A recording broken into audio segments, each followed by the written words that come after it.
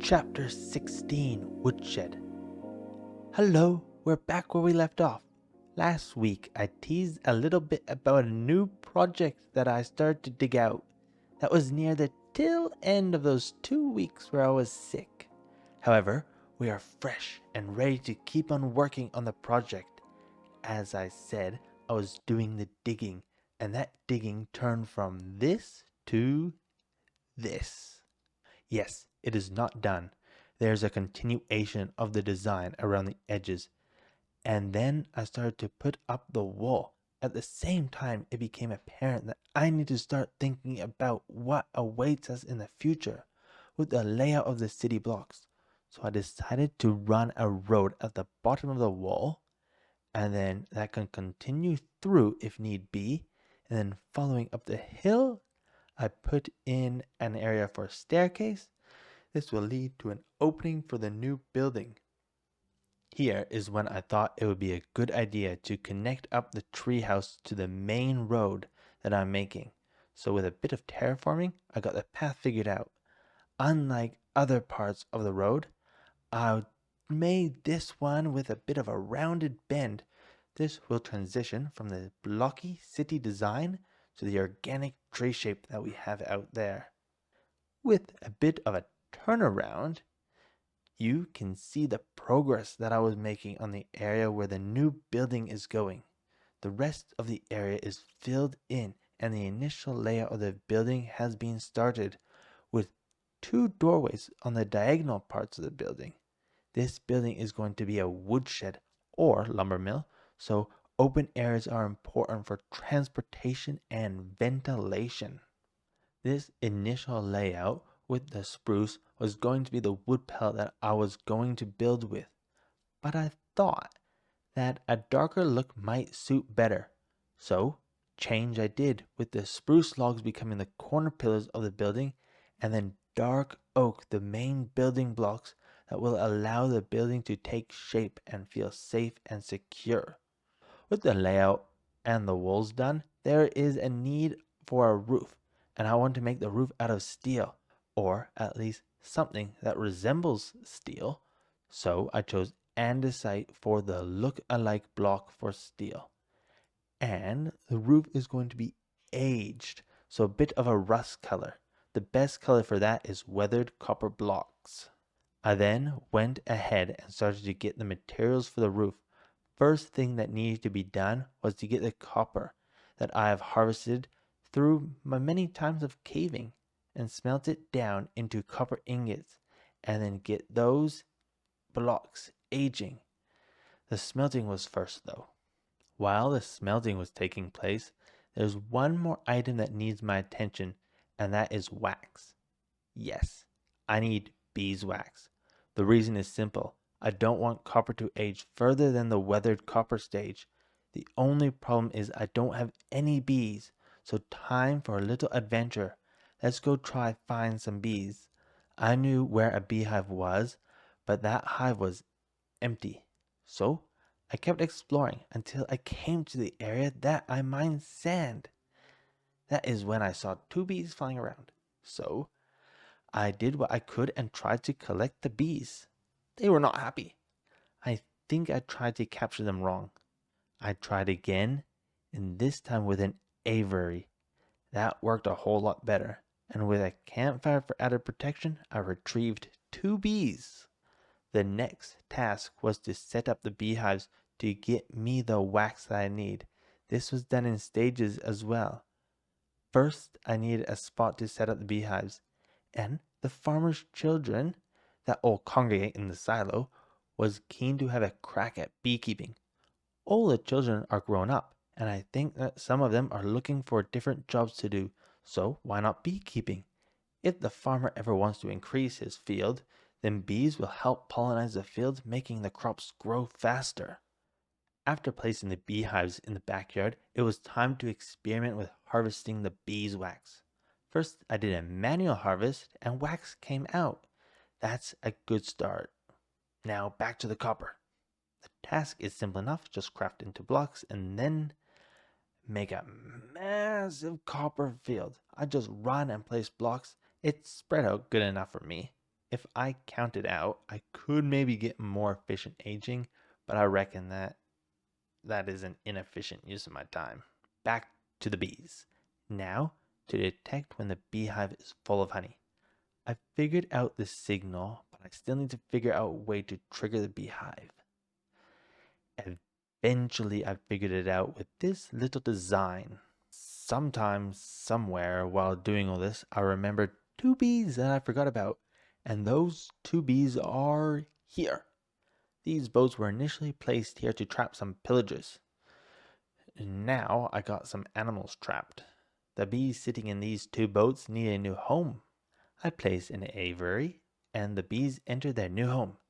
I then picked up their home and gave them a place among the flowers. The design of auto-harvesting the wax was wrong, so I went back to the testing, and then after talking to myself and scratching my head a bit, I eventually got this little design. I'm pretty sure that it will work. Some bits of copper are ready for harvesting. Let's grab some, and with the wax I already have, I can start on the roof. I will need to do the roof in stages as I wait for copper to age and the bees to get some more wax. While I wait, I'll do bits and bobs around town. Then back to the roof. Another stage. I went back to the bees and thought that I should add to the production of the wax.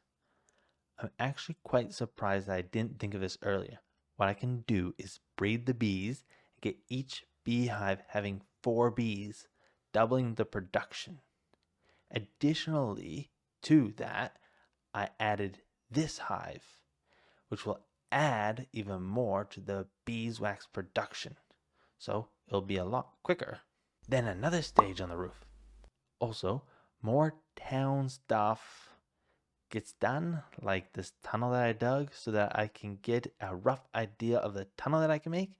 This can give me the ability to start the process of thinking how to decorate this tunnel.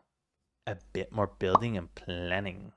Oh, I died.